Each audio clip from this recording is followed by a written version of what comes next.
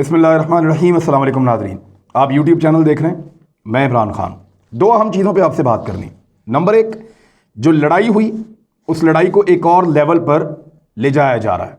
Number दो, establishment के ऊपर एक ताज़ा हमला होने वाला है आने वाले दिनों में, और वो क्यों होने वाला है वो मैं आपको बताऊंगा, और उसकी प्लानिंग कैसे हो रही है वो भी आपके सामने अभी मैं रख देता हूँ। यानी जनरल बाजवा, जनरल फैज़ और दीगर फौजियों के ऊपर अटैक होगा आने वाले दिनों में। कैसे होगा अभी बताता हूँ, लेकिन पहले लड़ाई वाला मामला। लड़ाई वाला जो मामला है इसको एक और लेवल पे लेकर जा रहे हैं, पॉलिटिकल पार्टीज के लोग भी लेकर जा रहे हैं, जबकि जो इसको हवा दी जा रही है, जानबूझकर इसको हवा दी जा रही है ताकि ये चिंगारी भड़के और आग लगे। और इसमें कुछ मीडिया के लोग जो है, मेरे अपने कबीले के लोग हैं, वो नेगेटिव रोल प्ले कर रहे हैं। यानी वो ऐसा कर रहे हैं कि जो ज्यादती करने वाला है उसको दिखा रहे हैं कि वो मासूम है, और जो मासूम है उसको दिखा रहे हैं वो ज्यादती करने वाला है। यानी अगर कोई बड़ा आदमी है या बड़ी उम्र का है या बड़े ओहदे का है या बहुत ज़्यादा उसके पास पैसे हैं तो उसकी गलती को आप छुपा लेंगे, और अगर कोई गरीब है, कोई दूर से है, कोई कारकुन है तो उसकी गलती को आप बहुत उछाल के दिखाएंगे। ऐसा नहीं होता। देखें, एक मोहल्ले के अंदर भी अगर दो पॉलिटिकल पार्टीज रहती हैं ना, यानी लोग साथ साथ रहते हैं, पीटीआई वाले, पीएमएलएन वाले, पीपल्स पार्टी वाले, जिस दिन पीपल्स पार्टी की कोई पॉलिटिकल इवेंट होता है तो बाकी दोनों पॉलिटिकल पार्टी के लोग वहाँ थोड़ा गुरेज करते हैं उस तरफ आने से, क्योंकि ये उनकी पॉलिटिकल एक्टिविटी है। जब पीएमएलएन की होती है तो बाकी लोग गुरेज करते हैं, इसी तरह जब पीटीआई की होती है तो बाकी को गुरेज करना चाहिए। ऐसा ही होता है और यही उसूल है, और हमेशा से ये होता चला है हमारे गली मोहल्लों में। लेकिन नून लीग का ये उसूल वो हमेशा तोड़ते हैं। कैसे तोड़ते हैं? आपको याद होगा कि पीएमएलएन और पीपल्स पार्टी की लड़ाई में बहुत सारे लोग जो हैं वो जान से चले गए थे, बहुत सारे नौजवान जो हैं वो कत्ल हो गए। उन्होंने एक दूसरे को गोलियां मारी, पीएसएफ बन गई और एमएसएफ बन गई। दोनों के जो तलबा थे वो एक दूसरे को मारते थे, यूथ विंग्स बन गई, लोग जख्मी होते थे, गोलियां चलती थी, बदमाशी होती थी। ये चलता रहा है, और ये इतना ज़्यादा बढ़ गया कि जब पीएसएफ को ख़त्म कर दिया, क्योंकि शरीफ खानदान लाहौर से था और लाहौर में उन्होंने ताकत हासिल कर ली एमएसएफ ने, तो जब पीएसएफ ख़त्म हो गई तो एमएसएफ के गुंडे इतने तगड़े हो गए कि शहबाज शरीफ साहब को फिर पुलिस मुकाबलों में उनको मरवाना पड़ा। बच्चे किसके मरे? लोगों के, अवाम के। ये लड़ाई पहले भी होती रही है, पहली दफ़ा नहीं हो रही, और लड़ाई लड़ने वाले पहले भी यही थे, शुरू करने वाले पहले भी यही थे। इनके घर का कोई बच्चा नहीं मरा इस लड़ाई में। यानी एमएसएफ के अंदर अगर शहबाज शरीफ का कोई बेटा या कोई फैमिली के लोग होते और वो जाके लड़ते और उनमें से कोई मर जाता तो ठीक है, इनका भी मर गया, गरीबों का भी मर गया, एक जितना हो गया। या भुट्टो खानदान का कोई होता, ऐसा होता नहीं है। ये लोगों के बच्चों को लड़ाते हैं, लोगों की फैमिलीज को लड़ाते हैं, लोगों के कारकुनों को लड़ाते हैं अपने अपने, और उनको लड़ा के इंजॉय करते हैं, और इसको आग को भड़का के इसको अपने पॉलिटिकल फायदे के लिए इस्तेमाल करते हैं। बहुत पुरानी सियासत है। इस्लामी जमीयत तलबा और एमएसएफ बहुत लड़ते रहे, स्टूडेंट एक दूसरे को स्त्रियों के साथ जलाते रहे, एक दूसरे के ऊपर टॉर्चर करते रहे। बड़ा खौफनाक दौर था। अब ये हुआ क्या था? देखिए, कौमी असम्बली के इजलास से बाइकआउट किया था अपोजिशन ने, उनको वहां आने की जरूरत नहीं थी। पीटीआई के लोग अनाउंस कर रहे थे 2 दिन से कि जब कप्तान वहां पे उनका ले रहा होगा एतमाद का वोट तो वो उसकी मॉरल सपोर्ट के लिए यहां डी चौक में और इसकी सराउंडिंग में मौजूद रहेंगे, और वो पार्लियामेंट हाउस के बाहर आएंगे। उन्होंने भी ऐलान किया था। तो बाहर भी एक मेला लगना था, अंदर एक एक्टिविटी थी। अगर आप अंदर जाते ऐवान के तो कोई मसला नहीं था, वहां आप बाइकआउट खत्म करते, अंदर चले जाते, अपनी बात करते। लेकिन बाइकआउट भी किया था, किसी और जगह प्रेस कॉन्फ्रेंस की करने के बजाय एग्जैक्टली उसी जगह पे आए और आके वहां पे एक प्रेस कॉन्फ्रेंस शुरू कर दी। अव्वल तो आना नहीं चाहिए था उस जगह पे जहां एक पॉलिटिकल एक्टिविटी चल रही है, मुखालिफ पॉलिटिकल पार्टी के कारकुन बड़ी तादाद में मौजूद हैं। वहां पे आए और आके वहां पे बातचीत शुरू कर दी। जब ये बातचीत कर रहे थे तो कारकुनों ने देखा कि ये हमारे लीडर के बारे में उल्टी सीधी बात कर रहे हैं। और कोई भी होगा, यानी अगर किसी जगह पे पीएमएलएन के कारकुन खड़े हैं 1000-2000, और वहां पे पीटीआई के 4-5 एमएनएस जाते हैं और जाके नवाज शरीफ साहब को चोर, डाकू, लुटेरा कहना शुरू हो जाते हैं, तो पीएमएलएन के कारकुन तो उनके ऊपर अटैक कर देंगे। ऐसा ही होगा। अगर पीपल्स पार्टी का कारकुन कहीं पे 2-2.5 हज़ार खड़ा हुआ है नोडेड़ों में, आप वहां जाके आसिफ अली जरदारी को चोर कहना शुरू हो जाएंगे तो वो आप पे अटैक कर देगा। इसी तरह हुआ है वहां पे भी। वो कारकुन आए और उन्होंने आके वहां पे घेर लिया और पीछे से खड़े होके नारेबाजी शुरू कर दी। एग्जैक्टली जो हुआ बता रहा हूं, किसी ने हाथ नहीं लगाया। वो नारेबाजी कर रहे थे इमरान खान की सपोर्ट में, उन्होंने बैनर पोस्टर उठाए हुए थे। मैंने पुलिस से भी बात की, वहाँ जो कारकुन थे उनसे भी बात की, जो वहाँ पे लोकल सहाफ़ी मौजूद थे उनसे भी बात की। पूरी कहानी मैं आपको बताता हूँ। PMLN के लोग जहां प्रेस कॉन्फ्रेंस कर रहे थे, PTI के लोगों की कवरेज छोड़कर मीडिया उस तरफ चला गया। अब PTI के लोग मीडिया के पीछे पीछे ये लोग भी इधर को आ गए और इन्होंने आगे यहाँ पे नारेबाजी शुरू कर दी। अब ये अपने लीडर के हक में नारे लगा रहे थे, नवाज शरीफ साहब के खिलाफ लगा रहे थे। मरियम औरंगजेब साहबा इन लोगों के पास आई और उन्होंने उनके साथ अंगेज होना शुरू कर दिया। ज़रूरत नहीं थी, यानी वो एक लीडर हैं, साबिक वजीर हैं, वो अपने आप को कारकुन के लेवल तक खुद लेकर आई और उनके साथ बहस शुरू कर दी। और इमरान नियाज़ी चोर है, इमरान नियाज़ी डाकू है, मुल्क को लूटा है, नाअहल है, सिलेक्टेड, ये उनके सामने कारकुनों के साथ ये उनका कलाम हो रहा था। ये आप वीडियोज़ में आपको दिखाऊंगा। अभी आपको कोई नई वीडियोज़ दिखाऊंगा जो इससे पहले आपने टीवी पे नहीं देखी और पाकिस्तान का मीडिया शायद आपको दिखाएगा भी नहीं। बहुत प्रेशर होते हैं मीडिया पे। मैं ये नहीं कहता कभी भी मीडिया 2 नंबर है, मैं ये कहता हूँ कि उनके ऊपर प्रेशर बहुत ज़्यादा होते हैं। वो वही समझ सकता है जो वहाँ पे काम करता है, तो मैं उनको बुरा इसलिए नहीं कहता, उनका हिस्सा हूँ। तो ये जो वहाँ पे मरियम औरंगजेब साहिबा ने कारकुनों को अपने साथ अंगेज किया और उन्होंने इमरान खान को बुरा कहना शुरू किया, कारकुनों ने नवाज शरीफ को बुरा कहना शुरू किया। एक बहस शुरू हो गई, लेकिन वहाँ पे दर्जनों कैमरे मौजूद थे, मेरे ख्याल में 50 से ज़ायद मोबाइल फ़ोन भी थे। कोई एक तस्वीर या एक वीडियो ऐसी नहीं है जिसमें किसी ने मरियम औरंगजेब साहिबा के ऊपर टच किया हो, कोई चीज़ फेंकी हो, किसी ने उनको कोई गाली दी हो या किसी ने उनके साथ कोई मैन हैंडलिंग की हो। ऐसा कुछ नहीं हुआ। अगर एक भी ऐसी तस्वीर होती जिसमें मरियम औरंगजेब साहिबा का कोई दुपट्टा खींच रहा होता है या कोई उनको धक्का दे रहा होता है या उनको पुश कर रहा होता है या उनसे कोई चीज़ छीन रहा होता या उनको कोई चीज़ मार रहा होता, तो फिर सारी हमदर्दी उनकी तरफ चली जाती। लेकिन मरियम औरंगजेब साहिबा के ऊपर किसी ने फिजिकल अटैक नहीं किया। वहाँ एक बहस चल रही थी दोनों तरफ से, और मरियम औरंगजेब साहिबा क्योंकि एक नेशनल लेवल की लीडर अपने आप को वो मानती हैं, तो उनको नहीं चाहिए था कि वो कारकुनों के लेवल तक अपने आप को लेकर आए। मुसद्दिक मलिक नॉर्मली एक बहुत नरम आदमी है, मैं इनको जानता हूँ, बड़े अच्छे इंसान हैं, लेकिन उनको शायद मिसगाइड किया गया कि मरियम औरंगजेब के ऊपर अटैक किया है PTI ने। वो गुस्से में आए और उन्होंने आके धक्के देना शुरू कर दिए। ये फुटेज आप देखें, आपको पता चल जाएगा। उस वक्त जब वो धक्के दे रहे थे तो PTI के कारकुन कह रहे थे कि आप लोग वापस जाएं। PTI के कारकुन अपने ही कारकुनों को धक्के दे रहे थे कि तुम लोग पीछे हट जाओ, इनको जाने दो वापस। लेकिन मुसद्दिक मलिक साहब वो वहां पे अटैक करते चले जा रहे थे, उनको गुस्सा आता चला जा रहा था और ये गुस्सा इतना ज़्यादा बढ़ गया कि उसके बाद वहां पे लड़ाई शुरू हो गई। उसका फ़ायदा उठाया एक लड़के ने, पीछे से आके चपत लगाई मुसद्दिक मलिक साहब को सर पे और वो भागा। शाहिद खान अब्बासी साहब ने भाग कर उसको पकड़ा, उसको मारना शुरू कर दिया। वो लड़का फिर छुड़ा के भाग गया।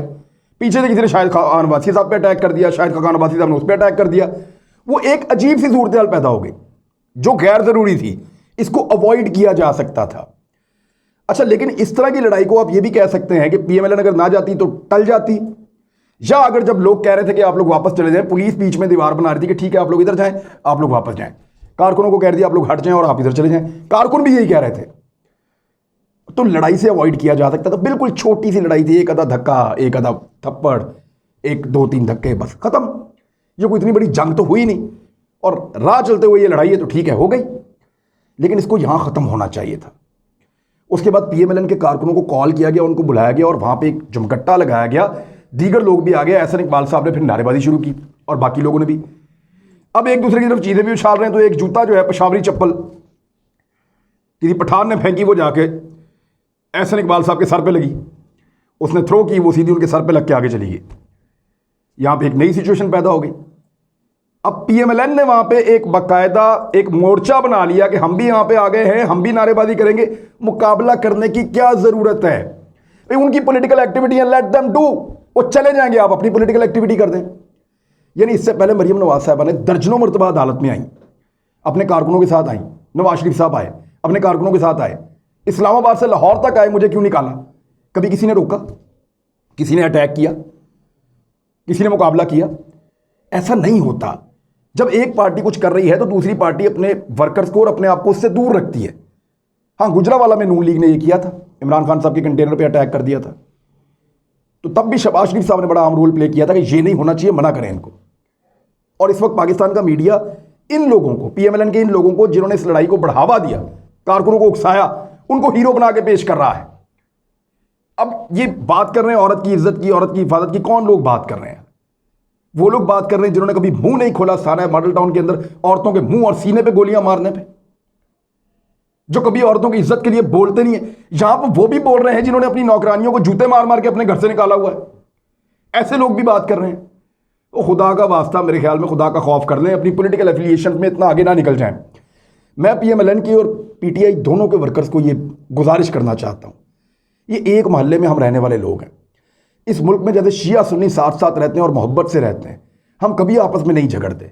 हमें मौलवी झगड़ने के लिए मजबूर करता है, अपनी अपनी रोजी रोटी के लिए, अपने अपने फ़ायदे के लिए।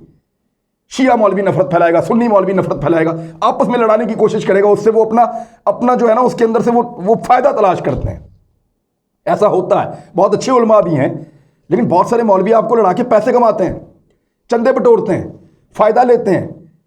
तो इसी तरह ये पॉलिटिकल पार्टीज भी जब आपको लड़ाती हैं तो उससे ये अपनी पॉपुलैरिटी गेन करती हैं, लोगों के जज्बात को भड़का के अपना सियासी फ़ायदा निकालते हैं उसमें से।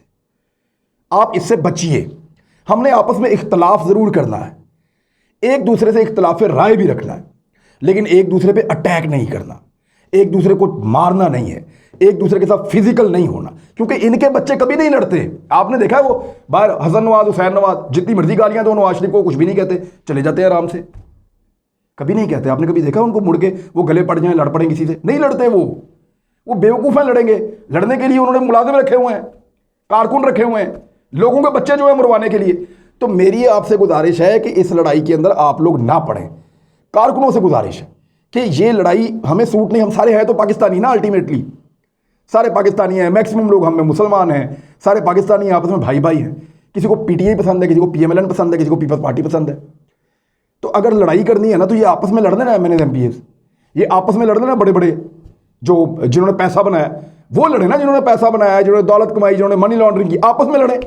जिनको इक़्तिदार मिलता है वो लड़े आपस में, सुन मुके मारे, एक दूसरे को जख्मी करे। गरीब का बच्चा क्यों लड़े एक दूसरे से?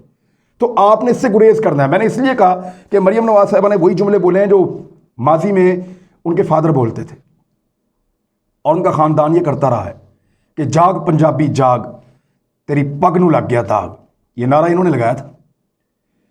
याद रखिएगा कि अब मरियम नवाज साहब ने कहा हमारे पास भी जूते हैं, हम भी मार सकते हैं। नून लीग के शेरों जागो, मुकाबला करो, भगा दिया। ये क्या है? किसको भगा दिया? वो इंडियन फौजियों से जाके लड़े हैं आप?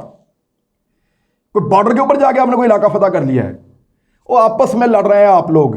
वो साबिक वजीर आजम है पाकिस्तान का, उसकी एक इज्जत है, एक वजीर आजम, उसका मजाक उड़ा रहे हैं आप लोग और उसको मार रहे हैं। मुझे नहीं लगता कि ये होना चाहिए था, ये नहीं होना चाहिए था। इसको अवॉइड किया जा सकता था अगर PMLN चाहती तो।